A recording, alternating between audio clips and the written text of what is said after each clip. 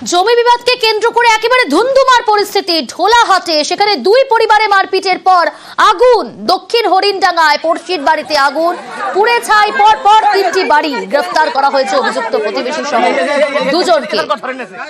Telephone লাইনে রয়েছে প্রতিনিধি আনিসউদ্দিন। আনিসউদ্দিন, ঠিক কি ঘটনা? শুধুমাত্র কি জমি বিবাদকে কেন্দ্র করে এই ধুন্ধুমার পরিস্থিতি তৈরি হলো?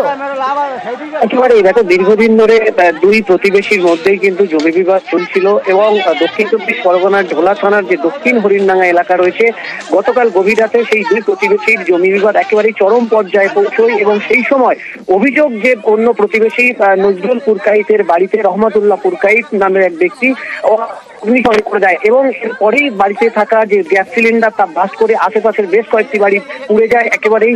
এবং এই ঘটনার পর যেহেতু গ্রামের ভেতর, ফলে সেখানে দমকল পৌঁছতে না পারায় পুরোপুরি ভস্মীভূত হয়ে যায় এবং 2-3টি বাড়ি সহ মোটর সাইকেল সহ একাধিক জিনিসপত্র পুড়ে যায় এবং পরিবার নিশ্চয় করে। পরবর্তী সময়ে ঢোলাহাট থানার বিশাল পুলিশ বাহিনী ঘটনাস্থলে পৌঁছয় এবং অভিযোগের ভিত্তিতে যে অভিযুক্ত প্রতিবেশী রহমতুল্লাহ সহ আরো দুজনকে গ্রেফতার করেছে ঢোলাহাট থানার পুলিশ এবং ঘটনার পর থেকে থমথমে হয়ে রয়েছে গোটা এলাকা। তবে নজরুল পুরকাইতের পরিবারের পক্ষ থেকে যেটা অভিযোগ করা হচ্ছে, দীর্ঘদিন ধরে যে জমি নিয়ে সমস্যা এবং তারা নতুন বাড়ি তৈরি করতে যাচ্ছিল, সেই সময় তাদের বাড়ি তৈরি করতে না দেওয়ার জন্যই তাদের সঙ্গে এই বচসা হয় গতকাল গভীর রাতে এবং পরিস্থিতি অগ্নিগর্ভ হয়ে ওঠে। পরবর্তী সময়ে ঢোলাহাট থানার পুলিশ ঘটনাস্থলে পৌঁছে পরিস্থিতি নিয়ন্ত্রণে আনে।